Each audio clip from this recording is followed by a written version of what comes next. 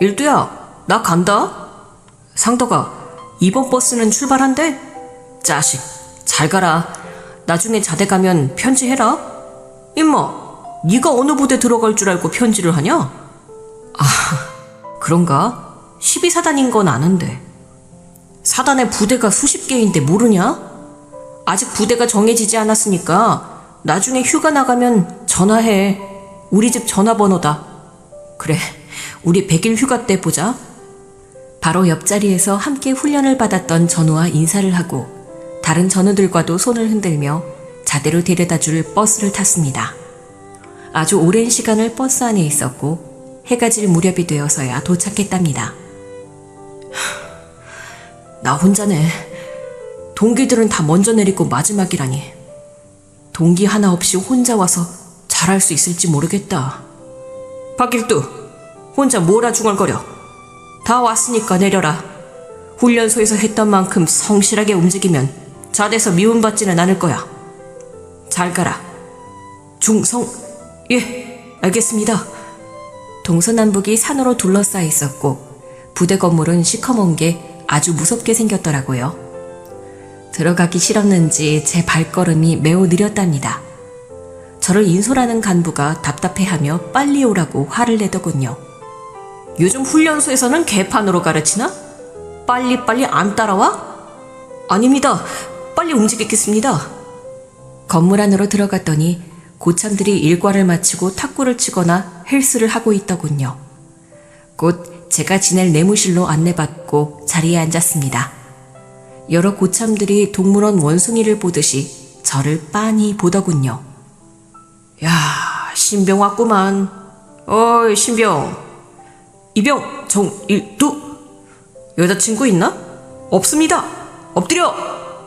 잘못 들었습니다. 여친 없으니까 엎드리라고. 이게 바로 자대였나 봅니다. 저는 여자친구가 없는 죄로 바로 엎드렸습니다. 일어나라, 정일두 이병. 아는 여자는 많이 있나? 없습니다. 막노동하고 오느라 학교 생활도 못하고 여자 한 번 만나보지 못했습니다. 엎드려. 전쟁통에서도 사랑에 싹트는 게 바로 대한민국이다. 또다시 잠시 엎드렸다가 일어나 다른 질문을 받았어요. 어이, 신병. 부모님은 어디에 계시나? 안 계십니다. 뭐? 부모님이 안 계셔? 예, 그렇습니다. 제가 15살 때 두 분이 이혼을 하시고 떠나셨습니다. 뭐? 그럼 그때부터 혼자 살아온 거야? 저는 그렇다고 대답했습니다. 그러자 병장님이 한숨을 쉬며 말씀하셨어요. 얘들아, 신병 갈구지 마라. 박일두, 편히 쉬어. 저를 동정하고 불쌍하게 보셨는지 더는 질문도 하지 않고 동물원 원숭이처럼 보던 시선을 거두더군요. 저는 보병으로 입대했지만 어떤 보직을 맡게 될지는 알 수 없었습니다. 내무실에 앉아 1시간쯤 지났을 무렵 청소 시간이라는 말이 들리자 재빨리 일어나 눈치껏 주변을 쓸고 닦으며 몸을 움직였습니다. 청소를 마친 뒤 짐을 풀고 활동복으로 환복한 지 얼마 되지 않아 행보관이라는 간부가 내무실로 들어왔습니다. 행보관은 부대의 살림을 도맡아 하는 군대에서는 일종의 엄마 같은 존재였죠. 행보관님이 저를 내려다보며 물었습니다. 신병 왔구나. 너 전공이 뭐냐? 대학은 나오지 못했습니다. 막노동하고 왔습니다. 못질 글라인더는 기본이고 곰방도 잘 뜁니다. 40kg 짐지고 고층 오르는 건 식은죽 먹기입니다. 자식, 젊은 놈이 고생 꽤나 했구만. 알았다. 그럼 넌 취사병 해라. 방금 전 막노동을 잘한다고 말했을 뿐인데 귀를 의심하게 하는 말이 돌아왔습니다. 취사병이요? 그래, 취사병 하나가 다음 달 저녁이야. 자리가 하나 비거든? 너 노가다 할 때 삽질 많이 했지? 예, 그렇습니다. 잘 됐네. 여기선 삽으로 밥하고 반찬한다. 삽질 잘한다고 했으니까 넌 취사병 당첨이다. 이게 농담인지 진담인지 어안이 벙벙했지만 일단 알겠습니다 하고 대답한 뒤 일석저모를 마치고 정신없는 하루를 마무리했습니다. 다음날 아침 6시 기상 나팔에 맞춰 일어나 일조저모와 뛰는 구보까지 끝낸 뒤였습니다. 저쪽에서 누군가 성큼성큼 다가왔습니다. 바로 취사병 고참이었습니다. 야, 신병, 너 취사병이지? 따라와. 예, 알겠습니다. 그렇게 취사장까지 끌려가고 나서야 진짜로 취사병이구나 실감이 났습니다. 아무것도 모르는 저에게 고참은 칼 한 자루를 휙 던져주더니 각종 야채를 썰라고 했습니다.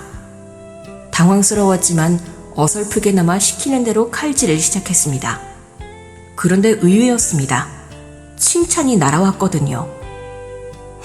신병, 꽤 하는데 너 식당에서 일해봤냐? 아닙니다. 칼질은 오늘이 처음입니다. 그래? 아무튼 그거 다 썰고 나면 삽으로 반찬 버무려. 정신 바짝 차려. 알았어? 예, 알겠습니다. 그렇게 시작된 취사병 생활은 놀랍게도 제게 아주 잘 맞았습니다. 음식량이 많아 힘들 거라 했지만 저에게는 그저 재미있기만 했고 힘들다는 생각은 들지 않았습니다. 하루 3끼를 책임지는 일은 분명 고된 노동이었지만 저는 그 속에서 리듬을 찾았고 어느새 군인 냄새가 나는 한 사람으로 조금씩 변해가고 있었습니다. 그러던 어느 날 100일 휴가를 보름 앞두고 있던 시점, 들뜬 마음으로 평소처럼 부엌에서 일을 하고 있는데 갑작스럽게 중대장님의 호출이 있었습니다. 부랴부랴 옷을 갈아입고 중대장실로 향했습니다. 중성! 중대장님, 부르셔서 찾아왔습니다. 야, 박일두, 너 무슨 사고 쳤냐? 사고 말입니까? 아닙니다. 저는 취사장에서 일만 했습니다. 참, 그럼 대대장님이 왜 널 찾는 거야? 야, 같이 가자. 대대장실로. 저는 무슨 영문인지 모르고 중대장님 꽁무니를 따라갔습니다. 그렇게 중대장님을 따라 대대장실에 들어서자 대대장님이 기다리고 계셨습니다. 왔군. 중대장은 가봐. 예, 중성. 대대장님과 단둘이 남게 되자 이상하게 숨이 턱 막히는 듯한 긴장감이 몰려왔습니다. 네가 일두지? 예, 이병 박일두입니다. 너 혹시 사고라도 쳤냐? 아닙니다. 취사장에서 열심히 일만 했습니다. 그래? 그럼 혹시 가족 중에 군인이 있나? 없습니다. 아무도 없습니다. 그런데 말이다. 사단장님이 널 찾고 있어. 나도 좀 쫄린다. 이등병 하나 보자고 사단장님이 헬기를 타고 부대에 내려온다는데 도무지 이유를 모르겠단 말이지. 헬기를 타고 오신다고요? 그래, 진짜 헬기 타고 온다니까. 네가 혹시 사적으로 사단장님을 아는 건 아니냐? 전혀 모릅니다. 얼굴도 뵌 적 없습니다. 됐다. 일단 나가자. 헬기 금방 도착하신다니까 같이 헬기장으로 가보자. 저는 멍한 정신으로 대대장님을 따라 걸음을 옮겼습니다. 부대 안에 헬기장이 있다는 건 알고 있었지만 그동안 헬기를 본 적은 한 번도 없었습니다. 그런데 사단장님이 이등병 하나 보자고 직접 헬기를 타고 오신다니 온몸이 굳고 숨이 조여들었습니다. 헬기장이 거의 다다를 무렵 머리 위에서 우두두두두 하는 굉음이 들려왔습니다. 그 소리에 고개를 들자 회오리 바람을 일으키며 검은 헬기가 하늘을 가르며 내려오고 있었죠. 이륙 중인 헬기에서 뿜어져 나오는 강풍에 눈을 제대로 뜰 수 없어 고개를 돌렸습니다.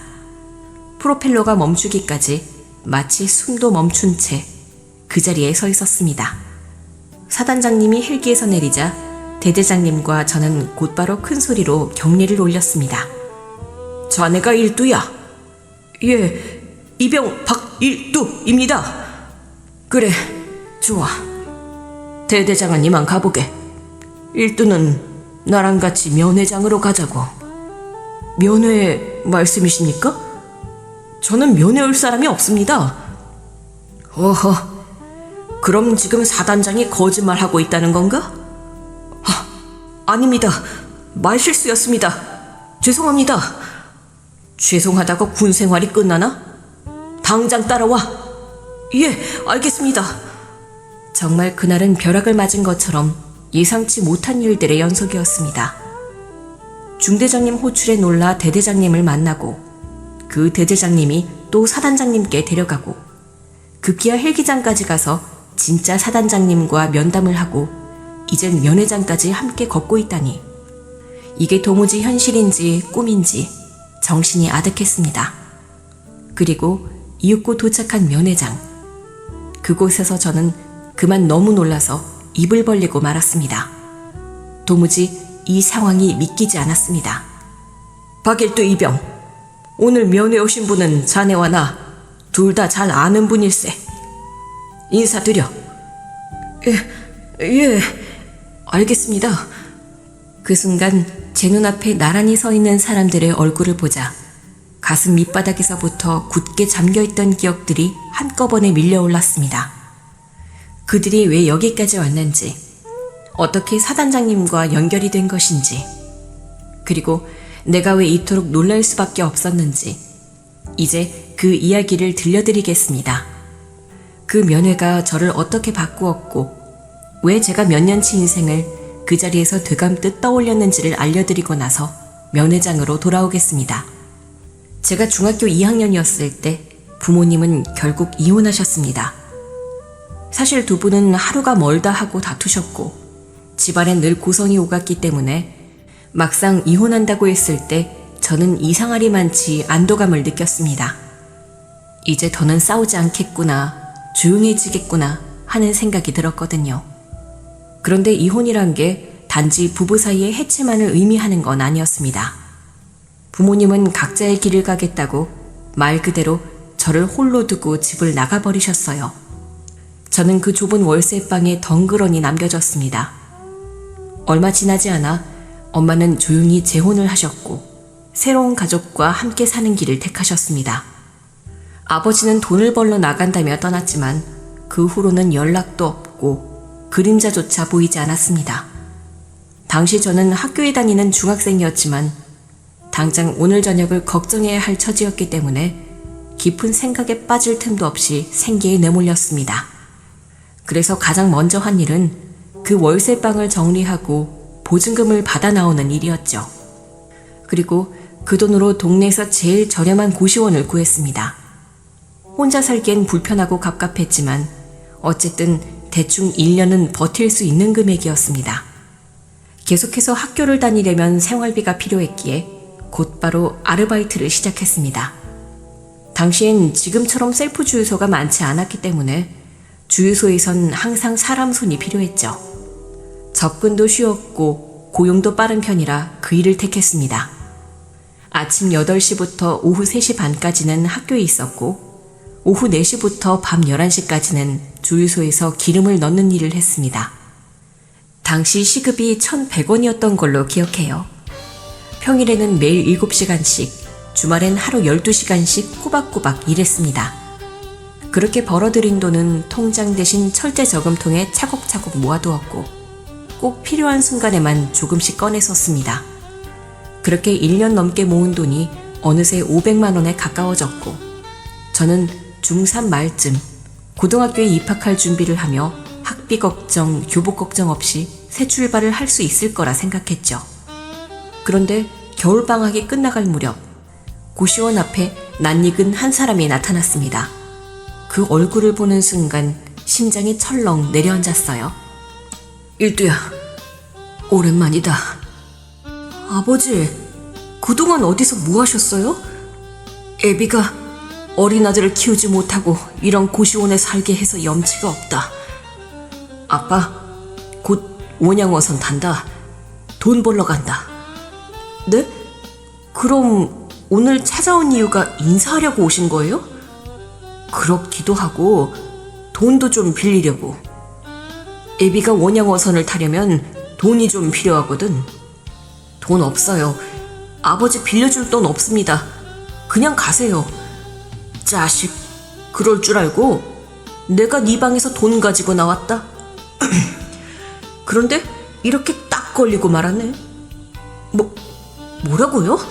설마 말도 안 돼. 그 말을 듣자마자 저는 고시원으로 뛰어들어갔습니다. 문을 벌컥 열고 방 안을 살폈더니 온통 어질러져 있었고 평소 잘 숨겨뒀던 저금통이 사라져 있었습니다. 미친 듯이 방 안을 뒤졌지만 통장은 물론이고 돈 한 푼도 남아있지 않았습니다. 저는 그대로 다시 바깥으로 달려나왔고 아버지는 이미 고시원 건물 옆 내리막길을 정신없이 뛰어내려가고 있었습니다. 아버지, 거기서요. 내 통장, 내 돈 어디 있어요? 당장 내놓으세요. 내놓으란 말이에요. 자식아, 나중에 이자까지 쳐서 갚을 테니까 까불지 말고 얌전히 있어. 잡히면 가만 안 둘 거예요. 거기서요. 아버지는 끝내 돈을 들고 달아났고 저는 헐떡이며 쫓아가다가 그만 놓치고 말았습니다. 다리 힘이 풀려 그 자리에 주저앉은 저는 아무도 보지 않는 그 길가에서 참 많이도 울었습니다. 저금통이 아니라 은행 통장에 보관했어야 하는데 왜 그런 생각을 못했을까 하며 스스로를 원망하고 또 원망하며 오열했습니다. 생각해보면 부모님이 같이 살던 시절에도 아버지는 가끔 엄마 몰래 집안에 돈을 들고 도망쳤다가 며칠 후에 멀쩡히 돌아오는 사람이었습니다. 그런데 그런 사람이었으니 저한테까지 그런 짓을 할 줄은 진짜 설마 그럴 거라고는 정말 상상도 못했습니다. 저는 그날 모든 걸 잃었습니다. 제가 1년 넘게 아끼고 모았던 돈, 고등학교에 진학하려던 계획, 그리고 어쩌면 아버지에 대한 마지막 기대마저. 결국 저는 그날 이후 고등학교 진학을 포기했습니다. 학교에 진학하지 못한 저는 어른들 틈에 섞여 하루하루를 버텨내야 했습니다. 주유소에선 매일같이 12시간씩 서 있었고 그 하루가 끝나면 곧바로 새벽 배달을 나갔습니다. 신문과 우유를 나르는 일은 고요한 시간 속에서 홀로 움직이는 고된 노동이었지만 누군가에게는 당연한 아침을 만들어주는 일이기도 했기에 저는 그 새벽마저도 성실히 깨어났습니다. 그렇게 몸이 부서져라 일한 이유는 단 하나. 언젠가 저도 대학에 가고 남들처럼 좋은 직장에 다니고 평범한 가정을 꾸리는 삶을 살고 싶었기 때문이었습니다. 그때는 평범이라는 말이 얼마나 사치스럽고 멀게 느껴졌는지 모릅니다. 처음에는 낯설고 힘들어서 코피가 터지는 날도 잦았지만 시간이 지나 몸이 그 리듬에 익숙해지고 나자 어느새 견딜만 하다는 느낌이 들더군요. 그렇게 버텨낸 하루들 속에서 저는 짧은 틈을 쪼개 검정고시를 준비했고 후회 없는 하루를 만들겠다는 다짐을 가슴에 새기며 매 순간을 지났습니다. 그러던 어느 날 겨울의 숨결이 유독 매섭던 새벽이었습니다.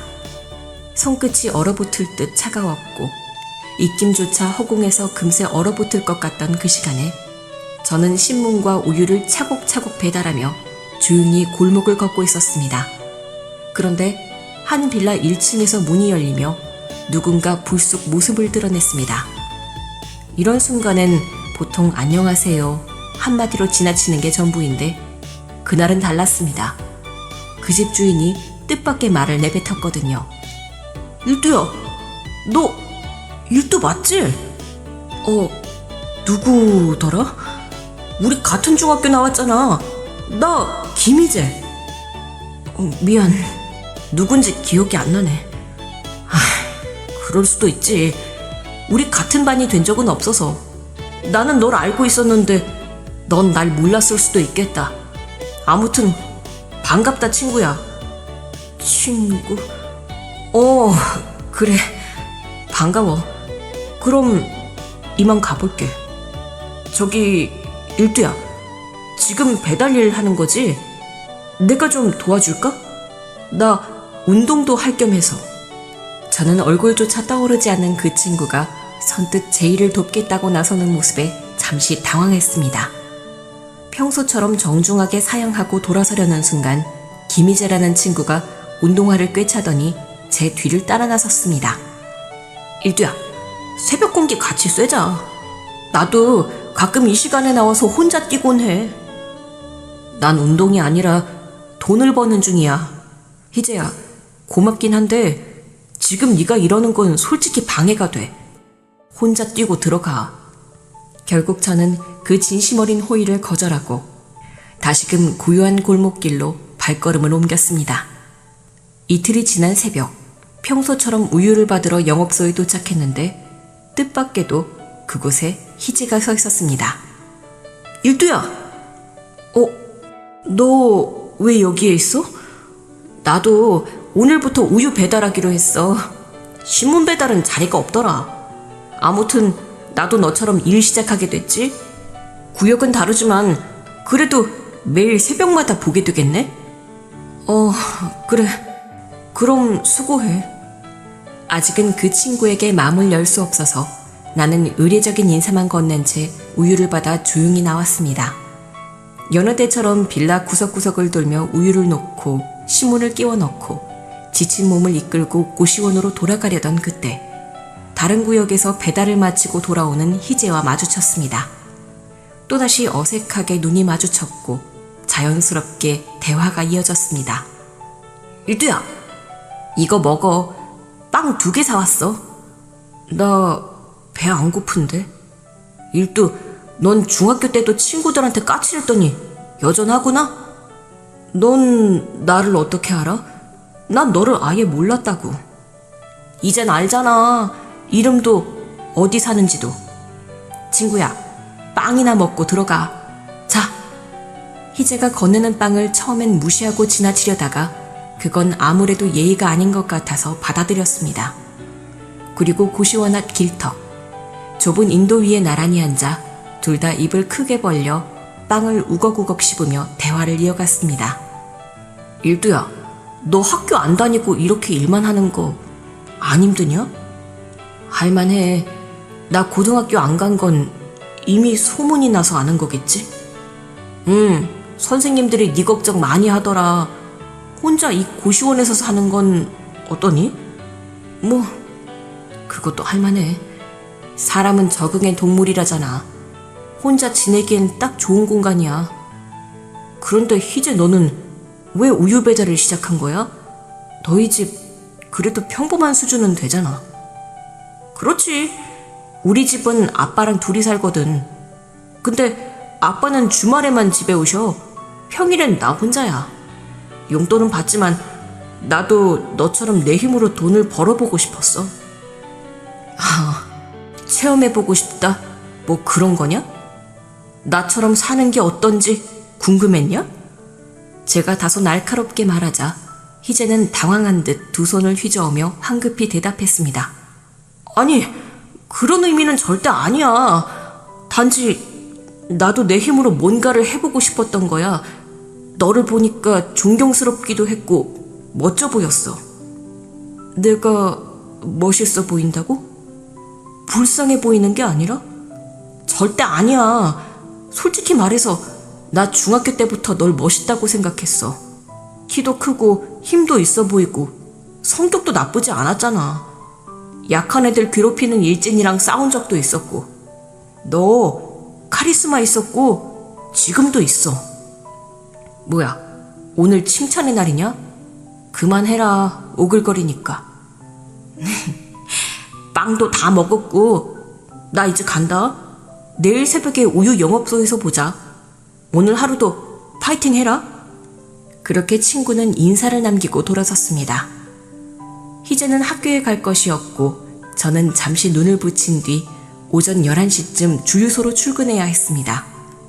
어딘가 이질적인 하루였지만 그날 새벽 나는 조금 다른 공기를 마셨습니다. 혼자인 줄 알았던 시간에 누군가 곁에 있다는 감각은 익숙하지 않았지만 낯설게 싫지만도 않았습니다. 그 다음날 새벽 우유 영업소에서 다시 희재를 마주쳤을 때 저는 어느새 저도 모르게 웃으며 먼저 인사를 건네고 있었습니다. 어색하고 경계하던 시간이 어느새 스며들듯 사라지고 마음이 조용히 열리고 있었던 거죠. 희재야, 네 구역은 우유 몇 개 배달하냐? 나는 100가구. 더 하고 싶은데 소장님이 이것밖에 없대. 나는 300가구인데 뭐 많다고 좋은 것도 아니고 그래도 주어진 만큼 열심히 해봐. 그래, 일두야. 이따가 네 고시원 앞에서 보자. 우유 다 돌리고 음료수라도 한 잔씩 하자. 내가 살게. 아니, 오늘은 내가 살게. 한 번 얻어먹었으니까 오늘은 내가 사야지. 그래, 누가 사든 이따가 보자.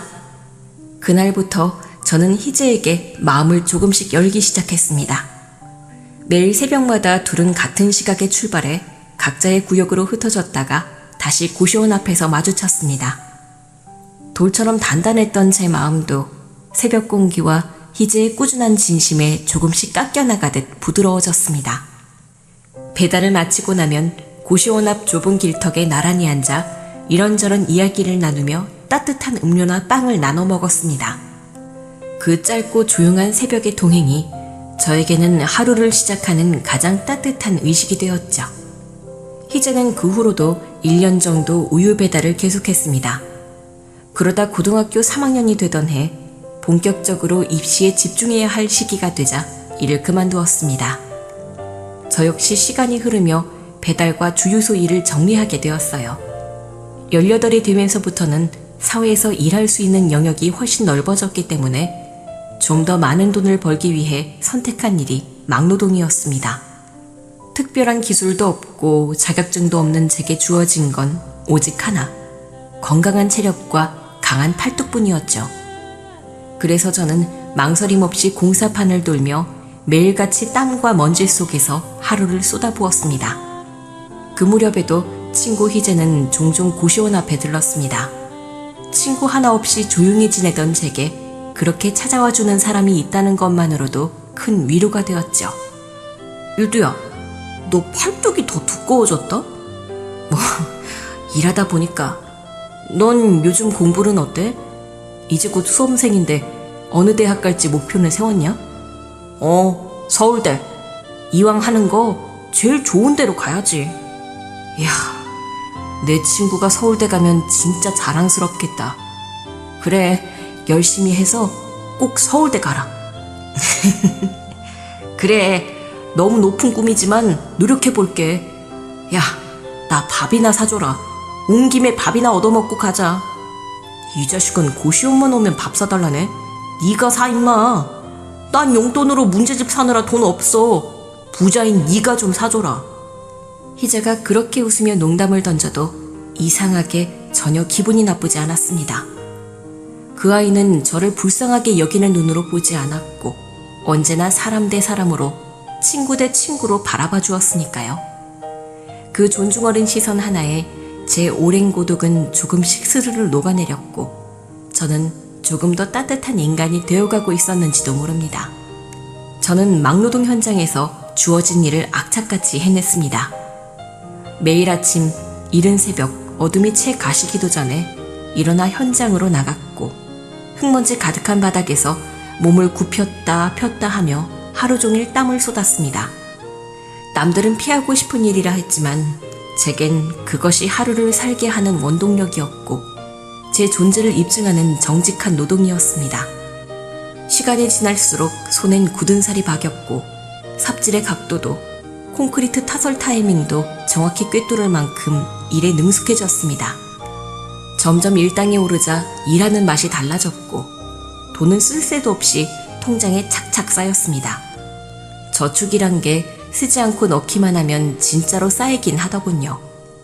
어느덧 23살, 그 나이에 꽤 많은 돈을 모았고 세상 그 누구에게도 손 벌리지 않고 살 수 있다는 자신감이 생겼습니다. 한편 제 친구 희재는 서울대는 아니지만 이름만 대면 다 아는 명문대학에 당당히 합격했습니다. 캠퍼스 생활에 눈코 뜰 새 없이 바빴지만 여전히 저를 잊지 않고 찾아와주는 친구였습니다. 시험 기간에도 발표가 끝난 날에도 한 손엔 빵을 들고 고시원 앞을 기웃거리던 모습이 아직도 눈에 선합니다. 희재가 이러한 걸 보면서 그동안 마음속으로만 꿈꾸던 대학을 저도 도전해보기로 결심했어요. 그래서 막노동을 내려놓고 수능 공부를 시작하려 마음을 굳혔습니다. 책을 사서 책상에 앉아 머릿속엔 미래를 그리며 조심스럽게 한 걸음을 떼려는 순간이었죠. 그런데 뜻밖의 우편물이 저를 기다리고 있었습니다. 고시원 총무가 전해준 우편물을 보았더니 입영통지서라고 쓰여 있더군요. 입대 날짜까지 친절하게 인쇄되어 있었고 그 종이 한 장이 제 모든 계획을 단숨에 무너뜨렸습니다. 원래는 아버지의 빈곤으로 인해 군 면제 판정을 받았던 저였습니다. 그런데 제가 막노동을 하며 벌어들인 소득이 책정되어 버린 것이었죠. 저는 그걸 몰랐습니다. 너무 무지했고 너무 철이 없었죠. 결국 마음을 내려놓고 군대를 가기로 했습니다. 아니, 선택지가 없었습니다. 가야만 했습니다. 입대 한 달 전, 일을 모두 정리하고 처음으로 길게 쉰 날, 쉬는 게 이렇게 어색한 것인 줄 그때 처음 알았습니다. 몸은 일어날 시간에 눈이 떠졌고 손은 무언가를 들어야 할 것처럼 허전했죠. 그날 대학생활로 바쁘게 지내던 희재가 고시원 앞으로 찾아왔습니다. 조용히 앉아있는 제 옆에 와서 말없이 앉더니 이윽고 말을 걸었습니다. 희재야, 나 군대 간다? 뭐? 야, 너 면제라며? 나도 그렇게 알았지.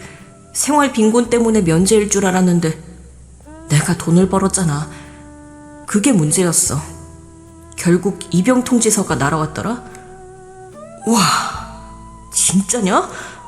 야, 그럼 어떡하냐? 나는 군대 안 가는데. 중학교 때 축구하다가 무릎 다친 거 그거 때문이지? 십자인대 수술 받았잖아. 맞아. 그때 그 수술로 면제 받았어. 근데 진짜 미안하다. 나는 군대 안 가는데 너만 가게 돼서. 야, 놀리는 거냐? 참나. 아휴, 나도 대학 가보겠다고 마음 단단히 먹고 공부하려고 했는데 하늘이 참 날 돕질 않네. 희재는 말없이 제 어깨를 토닥였습니다. 한참을 아무 말 없이 그렇게 앉아 있었죠.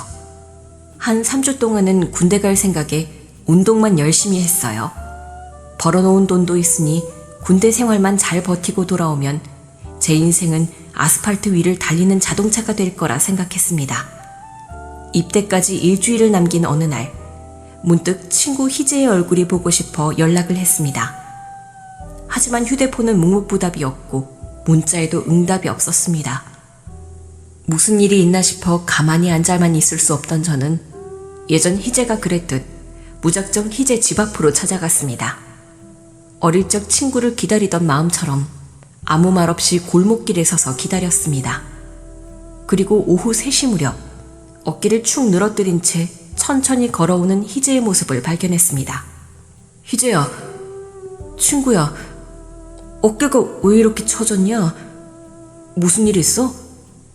공부가 그렇게 힘들어? 일두야, 네가 여기엔 웬일이야? 자식, 내 얼굴 좀 보고 싶지 않았냐? 근데 왜 연락도 안 돼? 걱정되게. 요즘 좀 바빴어. 여러 가지 일로. 바쁘긴 뭐가 바빠? 공부 말고 다른 거야? 표정이 그냥 심상치 않은데. 실은 아버지가 많이 아프셔. 위암이래. 병원 왔다 갔다 하느라 수업도 제대로 못 듣고 있어. 친구의 입에서 나온 암이라는 단어에 마치 누가 제 가슴을 쿡 찌른 것처럼 멍했습니다. 뭐라고? 암? 위암이면 그거 얼마나 심하신 건데? 나도 잘 모르겠어. 항암 치료 중인데 많이 힘들어하셔. 그 모습 보는 것도 참 괴롭다. 잠깐, 병원에서 전화 온 거야? 희재는 고개를 끄덕이며 핸드폰을 받았습니다. 멀리 떨어진 거리였지만 수화기 너머로 들리는 목소리가 긴박했습니다. 병원비를 빨리 납부하라는 직원의 말에 희재의 얼굴이 더 어두워졌습니다. 병원에서 뭐래? 납부하라 그래? 병원비가 생각보다 너무 많이 나와서 걱정이긴 한데 뭐 대출이라도 알아보면 되겠지. 얼마쯤 든대? 입원비, 항암비, 그리고 곧 수술도 잡혀있거든? 대충 5,000원 있어야 한대. 5,000이라 진짜 많이도 드네. 희재야, 너도 너 아버지도 많이 힘들겠다. 친구는 애써 웃으며 고개를 끄덕였습니다. 그런 표정이 더 마음을 아프게 했습니다. 뭐 이것도 지나가겠지. 괜찮아질 거야. 일두야, 나 집에 좀 들렀다가 병원 가봐야 해. 다음에 다시 얘기하자. 너 입대 전에 밥 한 끼 하자. 내가 살게. 그래, 잘 들어가고 병원도 잘 다녀와. 친구를 보내고 돌아오는 길, 저는 깊은 고민에 빠졌습니다. 지금껏 모아둔 돈이 꽤 있었고 그 돈으로 희재 아버지의 병원비를 도와줄 수 있겠다는 생각이 마음 한구석을 자꾸만 찔러댔습니다. 고시원 앞에 도착한 저의 눈에 절대 보고 싶지 않았던 한 얼굴이 들어왔습니다. 아버지? 일두야, 잘 지냈냐? 여긴 또 웬일이세요? 이 자식, 아비를 보고 한다는 소리가 고작 그거냐? 이놈아, 너 요즘 돈 좀 모았더라. 통장에 5,000이나 있던데. 그 순간 등골이 서늘해졌습니다. 설마 제 통장 훔쳐서 나오는 길이세요? 훔치긴 잠깐 쓰는 거다. 도장도 잘 챙겼으니 위임장 쓰고 네 돈 좀 요긴하게 쓸게. 닥쳐요. 그 돈은 제가 막노동으로 피땀 흘려 번 겁니다. 그렇게 쉽게 가져가려 하지 마세요. 어허, 아비가 좀 쓰겠다는데 뭘 그렇게 날카롭게 굴어? 절대 못 갑니다. 통장, 도장 다 두고 가세요. 저는 두 팔을 벌려 길을 막았습니다. 저를 뚫고 지나가려는 아버지를 전처럼 그냥 둘 수 없었습니다. 비켜 이놈아! 못 비켜요 절대! 이 자식이 싸가지 없이. 그 순간 아버지의 주먹이 제 눈가를 향해 날아왔고 눈앞이 번쩍하면서 세상이 흐려졌습니다. 눈을 비비며 고개를 들었을 땐 아버지는 이미 멀리 달아나고 있었습니다. 대체 내 인생은 왜 이 모양인 거야? 아버지라는 사람은 자식이 피땀 흘려 번 돈을 훔쳐가는 도둑놈이고 엄마라는 사람은 재혼하고 나서 연락 한 번 없지. 학교도 못 다니고 개고생하면서 살아왔는데 끝까지 내 뜻대로 되는 게 하나도 없네. 이런 세상이라면 그냥 다 끝내버리겠어. 이봐요 아저씨, 그 돈 가지고 가면 나 당신 저주할 거예요. 나 인생 포기하고 나서 귀신이 돼서라도 당신을 따라다닐 거라고. 절대 가만 안 둘 거야. 고시원 앞 골목에 절규가 메아리처럼 울려 퍼졌습니다.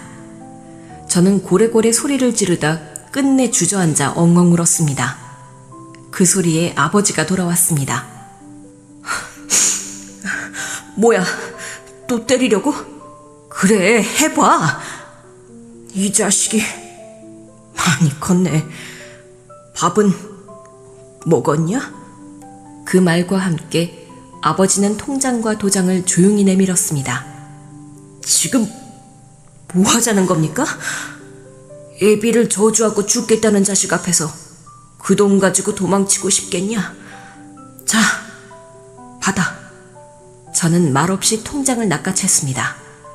내가 못나서 미안하다. 그리고 네 엄마 일도 내가 대신 사과할게. 진심이다. 막말하니까 바로 태도 바꾸시네요. 참 어이없어. 네 말 들으니까 정신이 번쩍 들더라. 아들, 밥이나 먹으러 가자. 내가 살게. 그렇게 저는 생각할 틈도 없이 아버지의 손에 이끌려 동네 허름한 해장국집으로 들어갔습니다. 테이블에 마주 앉은 그 자리, 수십 년 묵은 어색함과 분노가 한데 얽혀 있었습니다. 너 군대 간다며? 영장 봤다. 네, 다음 주에 입대해요. 난 평발이라 방위 다녀왔는데 넌 현역 가는구나. 지금 그게 자랑이에요? 아니면 날 놀리는 거예요? 아니야. 여러모로 미안하다고. 일두야, 아빠 많이 미워해라. 그래도 언젠가는 너한테 아버지 노릇 제대로 하러 갈게. 제발 돈이나 훔쳐가지 마세요. 안 훔쳐. 아들놈한테 저주받으면서까지 그런 짓 하고 싶지 않다고. 잘못했다. 용서는 하든 말든 네 마음대로 해라. 그렇게 말하던 아버지는 고개를 떨군 채 조용히 국밥을 떠먹었습니다. 처음으로 제 앞에서 작아진 모습이었고 처음으로 제가 아버지를 내려다볼 수 있었던 순간이었습니다. 저는 그날 해장국 국물을 끝까지 비우고 아무 말 없이 사라졌습니다. 입대 전날 저는 조용히 고시원에 들어가 짐을 정리했습니다. 낡은 가방 하나에 입대 물품을 하나하나 챙겨 넣고 나니 이곳에서의 지난 시간들이 눈앞을 스쳐 지나갔습니다. 매일 새벽을 여는 배달길, 저녁마다 붉게 저물던 하늘, 그리고 그 하늘 아래에서 함께 웃던 친구 희재의 얼굴까지. 그렇게 짐을 마저 챙긴 뒤 저는 곧장 희재 아버지가 입원해 있는 병원으로 향했습니다. 그날은 이상하게도 발걸음이 무겁지 않았습니다. 오히려 마음이 잔잔했습니다. 병원 로비에 도착한 저는 수납 창구 앞에서 조심스럽게 입을 열었습니다. 저기요, 김주석 씨 여기 입원 중이시죠? 보호자 이름이 김희재일 거예요. 그 친구 제 친구입니다. 병원비를 대신 내고 싶어서요. 여기서 수납하면 되나요? 네, 가능합니다. 수납은 어떻게 하시겠어요? 현금으로요. 은행에서 출금하고 왔거든요. 그 말을 하며 저는 바닥에 내려둔 서갑 박스를 들어 조심스레 올려놓았습니다. 직원은 처음엔 장난인 줄 알았는지 잠시 눈을 크게 뜨고 저를 쳐다봤습니다.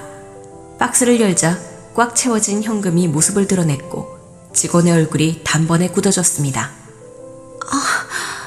네, 이쪽으로 옮겨드릴게요. 직원은 박스를 조심스럽게 안쪽으로 들여가더니 돈을 기계로 세기 시작했습니다. 한참이 지난 뒤 직원은 조용히 제게 봉투 하나를 건넸습니다. 치료비와 수술비, 입원비 모두 수납 처리됐습니다. 잔액은 48,000원입니다. 네, 그럼 희재 아버지 병원비는 더 낼 게 없는 거죠? 네, 없습니다. 돈을 전달하고 나오며 저는 병실로 올라갈까도 고민했지만 희재를 마주보는 순간 제가 울어버릴 것 같았습니다. 괜히 작별 인사라도 건네면 눈치채지 않을까 싶었죠. 저는 일부러 조용한 퇴장을 택했습니다. 누군가의 인생에 깊이 스며들고도 아무 말 없이 떠나는 것도 우정일 수 있겠다는 생각이 들었습니다. 병원을 나와 서울역으로 향했고 사람들 틈에 섞여 표를 끊었습니다. 무거운 가방을 끌고 플랫폼에 서니 기차가 멀리서부터 천천히 다가왔습니다. 그 안엔 훈련소 근처 숙소로 향하는 제 하루치 쉼표가 담겨 있었죠. 그날 밤 저는 숙소 침대에 누워 처음으로 아무 걱정 없이 잠을 잤습니다. 온몸이 편안했고 마음은 이상하리만큼 평화로웠습니다. 누군가를 위해 썼던 돈, 그건 제 인생에서 가장 값진 지출이었습니다. 다시 초반에 사단장님과 면회객을 만나러 간 순간으로 돌아와 글을 쓰겠습니다. 눈앞에 면회를 온 사람은 다름 아닌 저의 아버지였습니다. 아버지? 그래 아들, 네 아버지다. 너 보려고 면회 왔다. 아니 아버지, 사단장님은 어떻게 알아요? 내가 아는 게 아니야. 그게 무슨 말씀이세요? 아버지는 뒤에 숨어있던 두 사람을 불렀습니다. 이윽고 제 친구 희재와 희재 아버지가 걸어 나오셨습니다. 사단장님은 희재 아버지와 반가운 포옹을 하셨어요.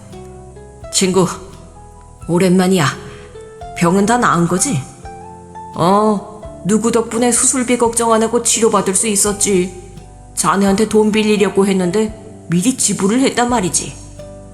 그게 정일도 이병이란 소리고? 그래, 자네 사단에 들어갔다는 걸 알고 연락한 걸세. 제가 희재한테 편지를 보내서 부대 주소는 알고 있었을 겁니다. 사단장님과 희재 아버지가 포옹하는 걸 본 희재가 저에게 다가와 말했습니다. 어이 친구, 우리도 안아보세. 희재야, 이게 다 무슨 상황이냐? 그러자 희재가 저를 엄청 세게 끌어안았습니다. 숨을 쉬기 힘들 정도로 꽉 안아서 제 얼굴이 새빨개졌답니다. 희재야, 숨 막혀. 자식아, 그렇게 멋있는 짓을 하고 인사도 안 하고 입대하냐? 그래서 편지 보냈잖아. 야, 임마, 그런데 사단장님이랑 너희 아버지가 친한 사이야? 그래, 우리 아버지 절친이셔. 나도 자주 봤던 삼촌이라고. 아, 그래서 지금 내가 사단장님 옆에 있는 거구나. 너 취사병 됐다며? 그래도 편한 보직이라 다행이네. 저는 편한 보직이라는 말에 발끈했습니다. 희재, 너 군대 면제자라고 함부로 말하지 마. 취사병이 얼마나 힘든 줄 알아? 아침 밥하려고 새벽 4시에 하루가 시작된다고. 그리고 저녁 먹고 남들 쉴 때 우리는 취사장 청소하고 재료 들어오는 거 정리하고 밤에 일과가 끝난단 말이야. 얼마나 빡센 줄 알아? 이 자식 군발이 다 됐네. 그래, 힘들다고 치자. 힘들다고 치는 게 아니라 힘들다고. 희재가 놀리는 걸 저는 일일이 받아쳤습니다. 결국 둘 다 웃고 말았죠. 잠시 후 희재 아버지가 말을 꺼내셨습니다. 일두야, 덕분에 수술 잘 받았다. 나 이제 완치했다. 네, 아버님, 다행이에요. 제가 도움이 됐다니 기분 좋네요. 아무리 그래도 전 재산을 탈탈 털어서 남의 병원비를 내주는 사람이 어디 있냐. 내 아들이 친구를 잘 둔 건 알았지만 이 정도일 줄은 몰랐다. 쑥스럽네요. 네가 해준 게 있으니 이렇게 먼 길을 온 거야. 그러자 사단장님이 말씀을 이었습니다. 일두, 네가 내 부하라는 게 자랑스럽다. 병원비는 내가 자네한테 입금해주지. 네? 내 친구 병원비 돌려주겠다고, 이 녀석아. 막노동으로 힘들게 번 돈을 그렇게 쓰면 되겠냐? 아깝지도 않아. 내가 어련히 도와주려고 했는데 네가 선수를 친 거야. 이따가 계좌번호 알려줘라. 자, 그럼 연애를 왔으니 맛있는 거 시키자고. 일두야, 먹고 싶은 거 다 말해라. 오늘은 네가 주인공이니까 원하는 건 다 말해봐. 감사합니다, 사단장님. 사단장님은 희재 아버지와 둘도 없는 친구 사이였고 제가 병원비를 내드려서 다 함께 면회를 하려고 자리를 마련한 것이었어요. 그런데 제 아버지는 어떻게 같이 오셨는지 궁금했습니다. 아버지는 어떻게 오셨어요? 나? 너 군대 가고 제일 친한 친구인 희재를 찾아갔지. 설마 희재한테 돈 빌렸어요? 야야, 쉿! 내가 못난 애비라고 그런 짓까지 했겠냐? 밥 사주려고 만난 거야. 한두 번 보니까 괜찮은 청년 같기도 하고 네 생각도 나고 해서 만나봤지. 그런데 내가 훔쳐가려고 했던 5천만 원을 희재 아버지를 위해 썼다는 걸 알고 내가 정말 아들 하나는 제대로 낳았다는 생각이 들었다. 나와는 차원이 다르게 훌륭한 놈이지. 아무튼 그래서 반성하고 후회하기도 했고 새로 살 계획을 세우다가 희재 아버지가 하시는 일을 따라 하기로 했어. 지금은 일 배우는 중이긴 한데 그래도 나중에는 기술자가 꼭 될 거다. 참 별일이네요. 아버지가 그렇게 변하시니까. 두이라, 네가 중학교 때 훔쳐간 돈 이자까지 쳐서 통장에 넣었다. 네 이름으로 하나 만들었어. 그동안 아빠가 힘들게 열심히 번 돈이다. 자, 받아라. 뭐라고요? 아버지가 돈을? 그래요, 주세요. 괜히 아버지 마음 바뀌기 전에 당장 받아야겠어요. 녀석 이제 애비가 달라졌다니까. 아무튼 다들 널 위해 모였으니 제대로 보식해라. 먹고 싶은 거 다 먹으라고. 그럼 먹을 거는 아버지 돈으로 사세요. 치킨, 피자 배달 시켜주시고 PX에서 냉동이랑 과자, 음료수 먹고 싶은 거 다 먹을래요. 제가 2등병이라 PX를 못 가봤으니까 오늘 원 없이 먹고 말겠어요. 그래, 실컷 먹어라. 애비가 오늘을 시작으로 아비 노릇을 해볼 테니까. 그렇게 사단장님, 희재 아버지, 그리고 저희 아버지까지 함께 실컷 떠들면서 쉼없이 음식을 먹었습니다. 면회가 끝나고 희재가 또 징그럽게 포옹을 해서 저도 등을 두드려줬습니다. 도일아, 고맙다. 난 평생 널 존경하고 좋아할 거야.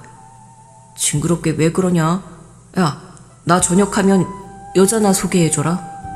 너 전역하게? 지금 보니까 너 군인 체질 같아. 그냥 말뚝이나 박아. 이게 못하는 소리가 없네. 야, 내가